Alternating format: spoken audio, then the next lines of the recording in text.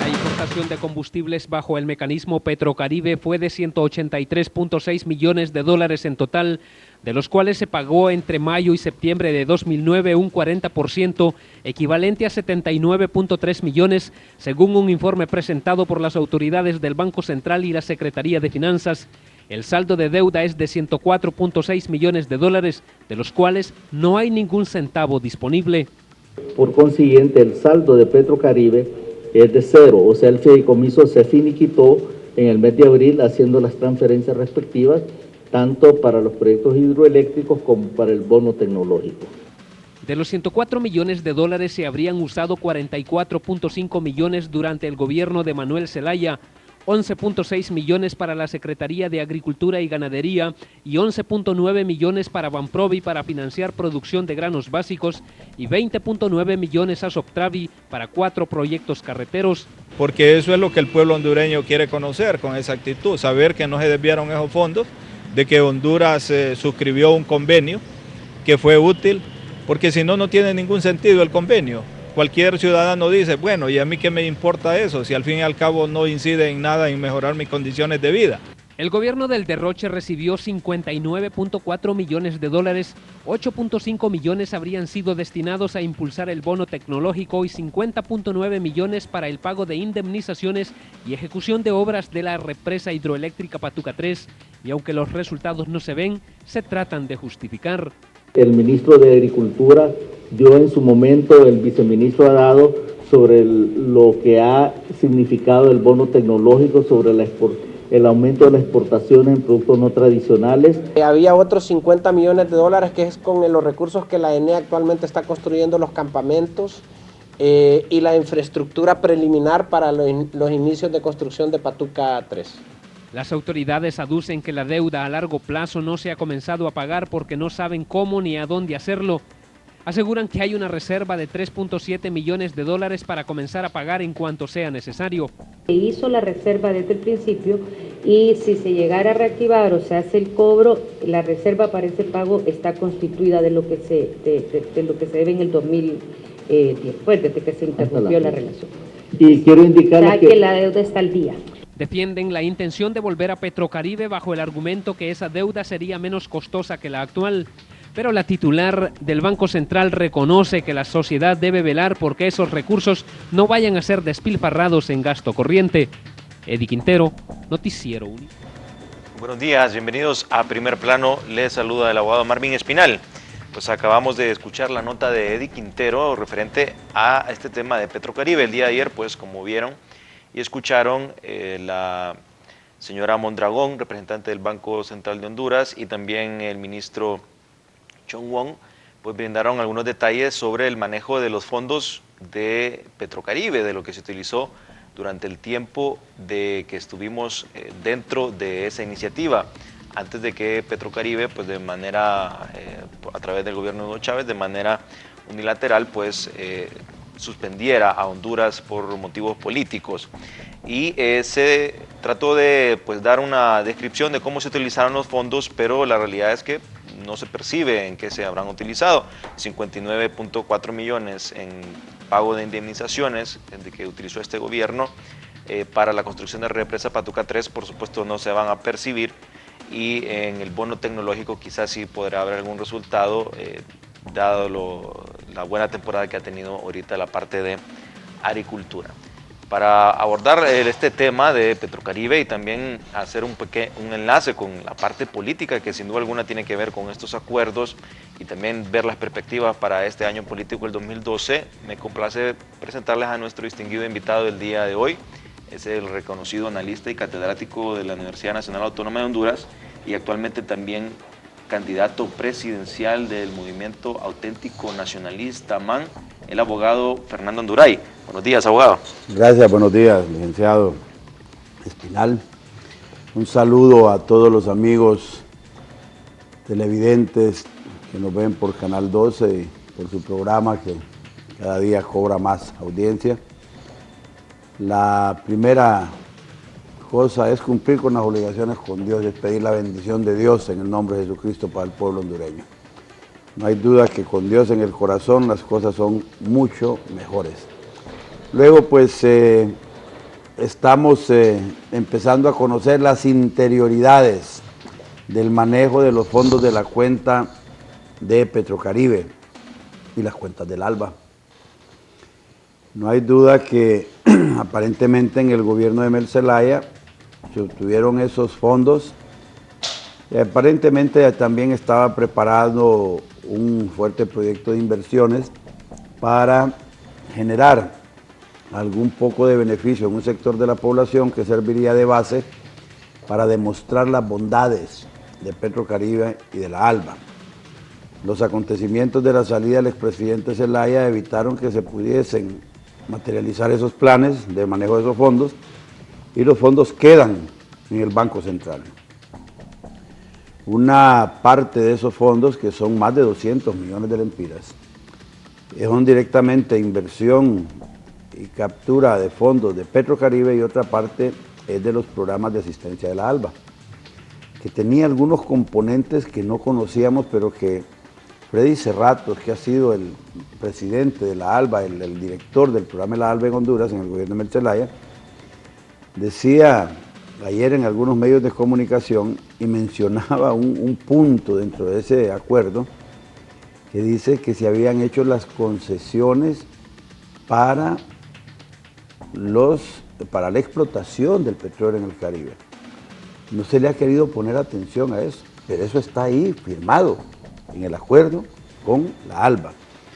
Y obviamente eso representa el verdadero interés de Venezuela en entrar a Honduras desde el punto de vista económico y poniéndose tan bondadoso con Petrocaribe para que Honduras establezca una relación y a través de esa relación vengan después algunas exigencias que van a ser el beneficio de Venezuela y Honduras probablemente con los centavitos y siempre la limosna internacional de que obtiene un poquito de dinero fresco, va comprometiendo su soberanía y va hipotecando el país para los próximos 20 o 25 años, cuando haya que empezar a pagar y haya que estar viendo también cómo Venezuela está explotando el petróleo de Honduras y sale petróleo de Honduras y los hondureños no tengamos beneficios directos de esas cosas.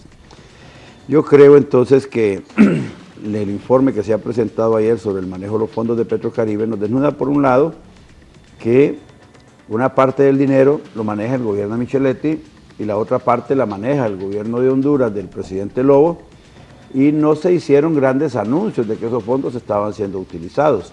Están solo ahora que se pretende regresar a la iniciativa de Petrocaribe para obtener financiamiento fresco para financiar el actual presupuesto de este año, que fue aprobado, con un incremento de más de 12 mil millones de lempiras sin tener las fuentes de financiamiento, porque el año pasado se había aprobado un presupuesto también con algún déficit y al final no se logró cubrir las proyecciones de ingresos que el gobierno de la República había hecho tanto con fondos nacionales como con financiamiento de fondos externos por la ayuda internacional o el crédito internacional. Esto provocó que termináramos el año angustiosamente con préstamos internos a la banca nacional para poder pagar a los empleados públicos, pero el gobierno seguramente tiene una fuerte deuda con los proveedores nacionales que no han podido ser cumplidas. A pesar de todo eso que sucedió el año pasado, este año se aprueba un presupuesto con más de 12 mil millones de lempiras de incremento sin tener las fuentes de financiamiento aseguradas. Luego entonces está el presidente urgido en encontrar cómo financiar el déficit fiscal. Estamos hablando precisamente de unos 12 mil millones de lempiras. Y eso equivale a aproximadamente, 12 mil millones de lempiras más el acumulado del año pasado, que nos lleva como a 18 mil millones de lempiras. Esto significa que el gobierno necesita unos 1.000 millones de dólares adicionales para poder salir del problema. Entonces, sería prácticamente más para gasto corriente que para inversión. Ese es el problema. Nos están vendiendo el cuento de que con Petrocaribe vamos a obtener dinero para poder financiar los proyectos de inversión y hacer desarrollo social y generar infraestructura social, infraestructura de carreteras, y una infraestructura de MIPYMES, y una infraestructura hidroeléctrica y todas estas cosas que el país necesita para desarrollarse. Pero si se obtiene el financiamiento y lo invierten en eso, significa que toda la captación de fondos nacionales se va a ir a cuenta corriente, se va a ir a los gastos, o sea, a gastar el dinero en cosas que no le producen realmente un beneficio al pueblo porque no son una inversión, sino que son un gasto de mantenimiento de una estructura burocrática que es inoperante, corrupta y que está generando caos y anarquía en el país. Antes de continuar con este punto, me gustaría que me pusieran, por favor, imágenes de algunos artículos que han trascendido en los medios de comunicación. Precisamente eso también ha opinado quien fue el organizador o el que manejaba estos fondos de Petrocaribe, Freddy Cerrato. Y vamos a ver, esto es lo que pasó ayer, lo vimos en imágenes. Honduras deberá cancelar $200 millones a Venezuela. O sea, este dinero ya se utilizó, argumenta, ya está gastado, ya no hay ni un centavo, se utilizó supuestamente o oficialmente.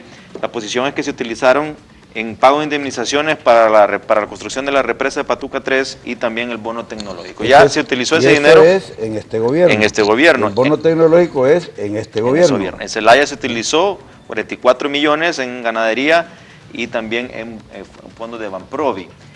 Ya no hay ningún centavo y debemos 200 millones que todavía no hemos empezado a pagar. Y aquí está lo que dice Freddy Cerrato. Dice, bueno, el gobierno busca fondos desesperadamente. Dice. Porfirio Lobo Sosa piensa en Petrocaribe porque anda buscando recursos.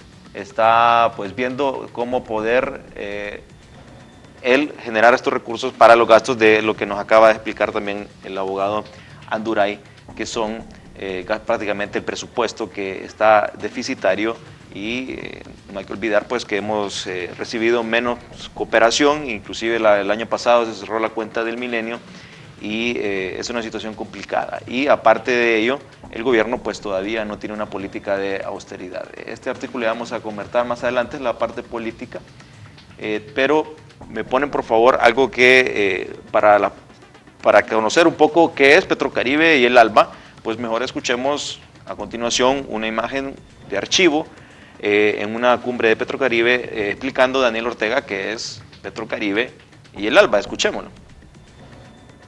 Explicaba el compañero Rafael Ramírez, una iniciativa de la Revolución Bolivariana. Esto creo que hay que tenerlo bien claro. Sin Revolución Bolivariana no hay Petrocaribe. Sin Revolución Bolivariana no hay ALBA. Así de sencillo. Es decir, este tipo de proyectos son resultado de hechos históricos de avance en la región latinoamericana y caribeña. Escuchamos a Daniel Ortega, pues muy claro. Eso es Petrocaribe y es el ALBA. Entonces, esto es un acuerdo que está proyectado a 20 años. Hay que aceptar que dentro de 20 años, por ejemplo, Hugo Chávez ya no va a existir en la tierra. ¿Y qué pasará con estas iniciativas? También es la pregunta. De repente está vivo. Bueno, está enfermo, esperemos que esté bien, pero la pregunta es, él eventualmente, como todos nosotros, vamos a de una u otra forma morir en algún momento, eso es seguro. Claro. Pero, ¿qué pasará con estas iniciativas, todo este plan de la Revolución Bolivariana cuando termine, fallezca Hugo Chávez? Eso no lo sabemos, pero se está reactivando. ¿Qué piensa lo que dice Daniel Ortega? Es claro, dice, esto es la Revolución Bolivariana, Petrocaribe y ALBA. Mire, yo he estado insistiendo precisamente en el asunto de que Hugo Chávez no es un benefactor de los pueblos pobres de América Latina. Hugo Chávez no se está muriendo por los pobrecitos de Honduras, él no siente en su corazón que haya madres sin comer con sus hijos en Honduras hoy. Hugo Chávez lo que siente es un odio enorme contra los Estados Unidos y anda desesperado tratando de hacerle daño a los Estados Unidos y quiere llevarse en su lucha de encuentro a todos los países latinoamericanos para confrontarse con los Estados Unidos. Aquí hay políticos inescrupulosos que viendo que les puede venir un poquito de dinero de Venezuela sin que les pidan cuentas, Entonces deciden pelearse con los Estados Unidos. La conducta de los Estados Unidos frente al gobierno de Honduras no es una conducta improvisada. El rechazo del gobierno de Mel Zelaya a los Estados Unidos, el rechazo del gobierno de Pepe Lobo y la cercanía de Pepe Lobo con el gobierno de Venezuela le ha producido que no estemos en la cuenta del milenio. Y perdimos en el segundo componente más de 300 millones de dólares regalados, pero supervisados y ejecutados bajo el ojo directo de la administración norteamericana. Eso implica que no hay corrupción en la cuenta del milenio. Ahorita que habla de la cercanía de Porfirio Lobo Sosa y el gobierno de Zelaya, tenemos, por favor me ponen unas imágenes para graficar estas relaciones que hemos tenido en los últimos años con los países hermanos como de Venezuela y Sudamérica. Bueno, aquí tenemos de la reciente visita en la cumbre del CELAC, tenemos a Porfirio Lobo Sosa junto a Hugo Chávez. Y un periodista y un periodista hondureño. Tenemos aquí... Amigo de Chávez y de Lobo Sosa. Correcto, y fue ahí, no fue el canciller, sino que fue el periodista el que lo acompañó. Tenemos aquí los países que están siendo beneficiados con el ALBA y tenemos también la tabla del porcentaje que es financiado de acuerdo al precio del crudo. Si es más de $100 el precio del barril, se financia el 50%. Ahí tenemos Honduras, que está marcado en rojo porque está suspendido por temas políticos, a pesar de que es un tratado económico, que no debería de inmiscuir lo político con lo económico, pero por temas políticos, ya que no se reconocía al gobierno interino ni el de Lobo, entonces se suspendió. Pasamos a la siguiente imagen, por favor. Bueno, aquí tenemos ya, podemos ver, tenemos por un lado a Manuel Zelaya Rosales con Hugo Chávez. Esa es una toma de archivo del año 2008. Y tenemos al otro lado a Hugo Chávez ya con Porfirio Lobo Sosa. Ahora son muy amigos y esto es ya reciente del año 2011. Aquí lo tenemos más claro, Chávez y Zelaya en 2009, Lobo y Chávez en el 2011. Ahí me pasan poniendo las otras imágenes, pero...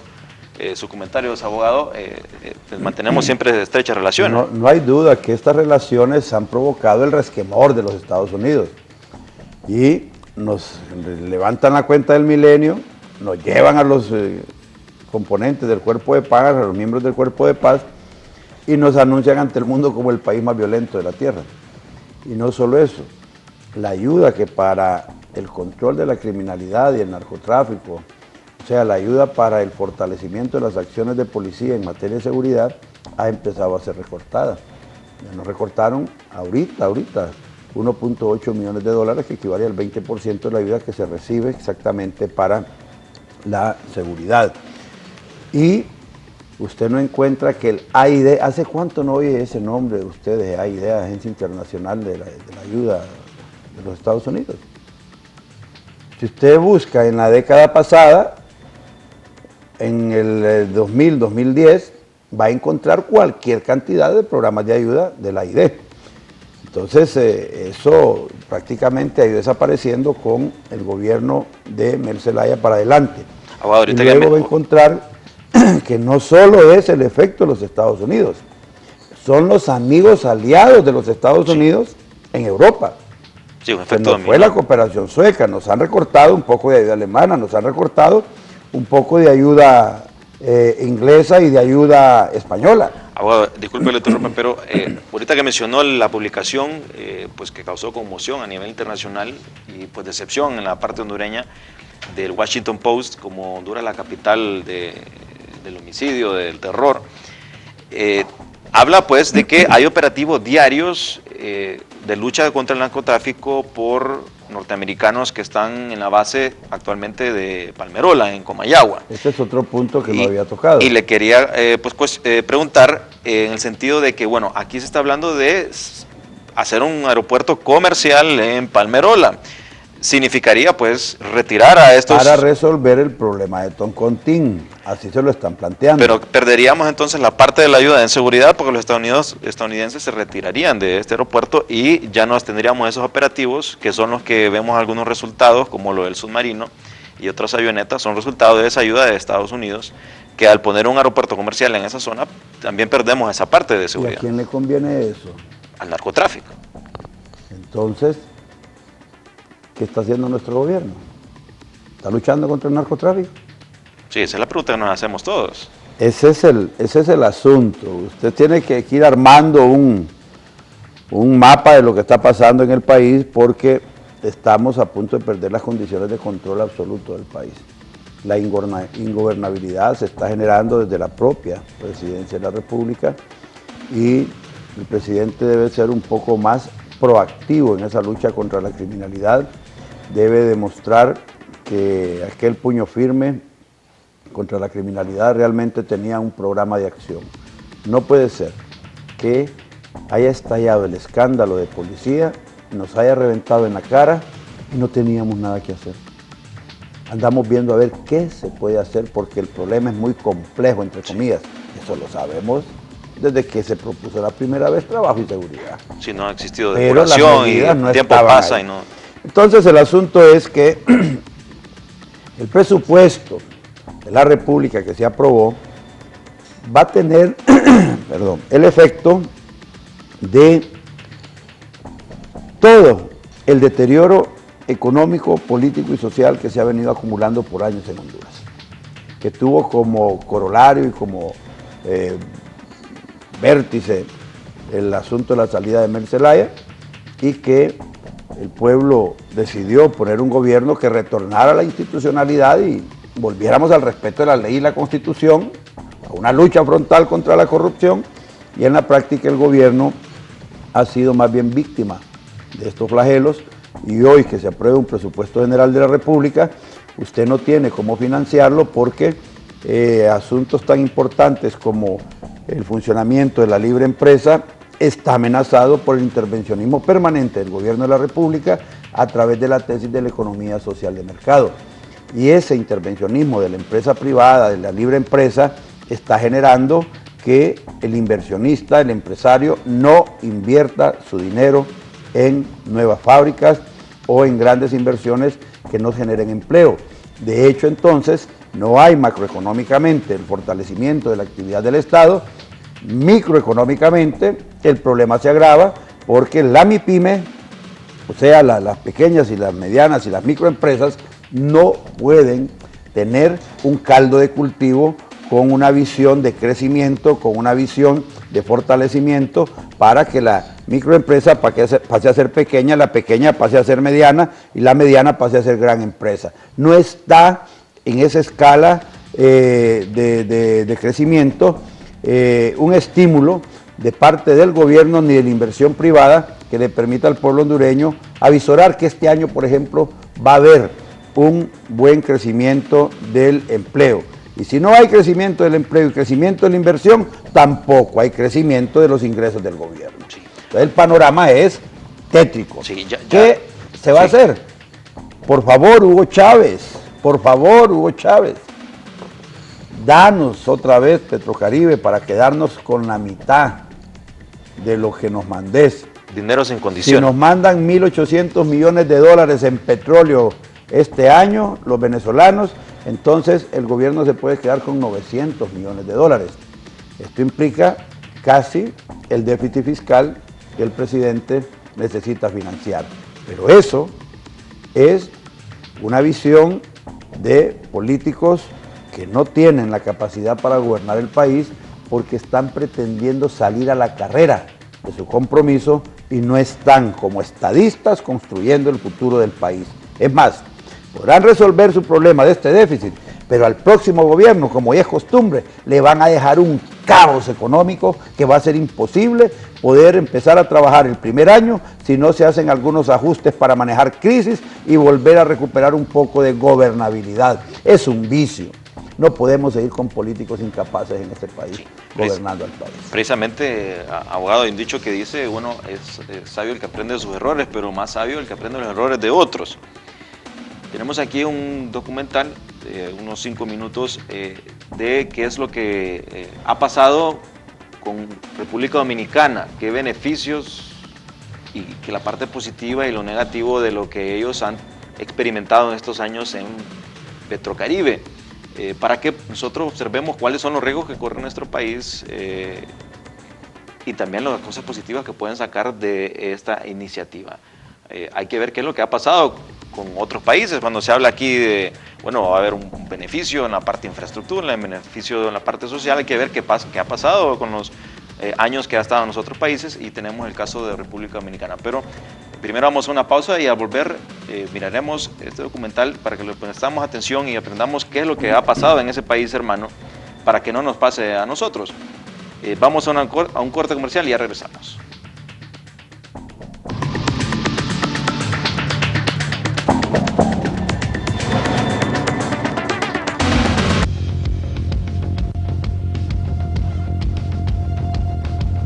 Cuando es hora de combatir y la gripe ataca,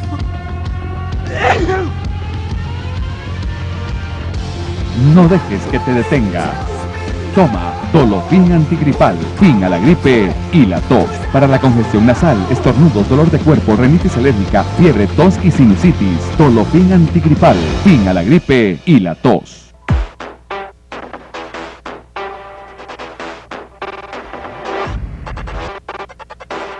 El periodismo económico y financiero es un bien escaso. Usted tiene el privilegio de contar con Cuentas Claras, el programa que le brinda toda la información nacional e internacional relacionada con la economía y los negocios y que tiene un impacto directo en su bolsillo. Recuerde, la información económica y financiera es tan importante como el dinero mismo. Usted la puede obtener en Cuentas Claras todos los días de lunes a viernes a las 8 de la mañana aquí en 12 TV.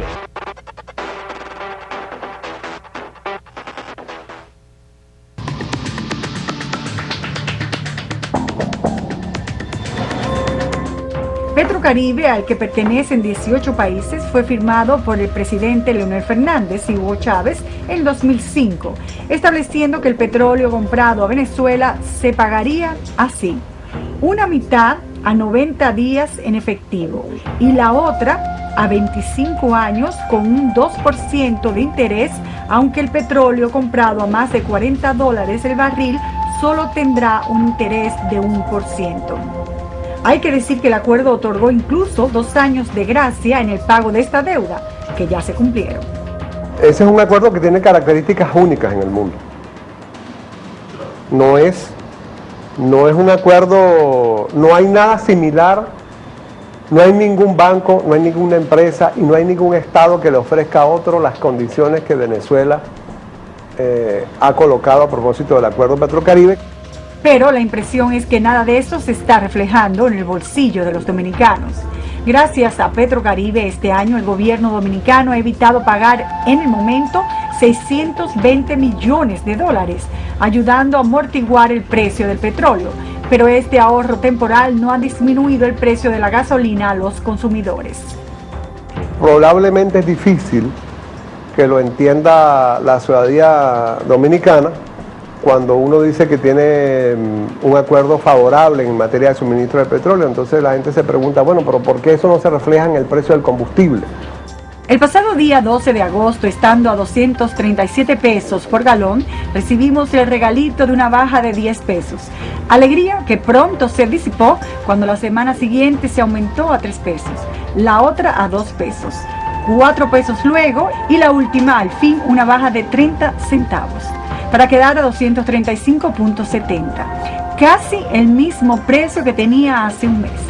Por suerte, no todos somos tontos. Algunos sabemos sacar cuentas. Me han preguntado en muchas ocasiones por qué si hay un acuerdo favorable para República Dominicana en materia de suministro de petróleo, ¿por qué no bajan los precios? Bueno, yo les he dicho que es una decisión soberana del Estado Dominicano de fijar los precios de los combustibles internamente en el mercado interno. Ahora, 6 años después de firmado el acuerdo, los dominicanos solo oímos hablar de Petrocaribe para reconocer la gran deuda con Venezuela, que crece sin parar y que nos quedan ya 19 años para saldar, que parece mucho, pero ese tiempo se hace poco para pagar los más de $2.000 millones de la deuda de hoy, que para ese entonces puede ser de 10.000 millones de dólares. Todo depende de lo que se haya ido liquidando cada año. Por ejemplo, el pago de este año es de 59 millones de dólares y el próximo será de 74 millones.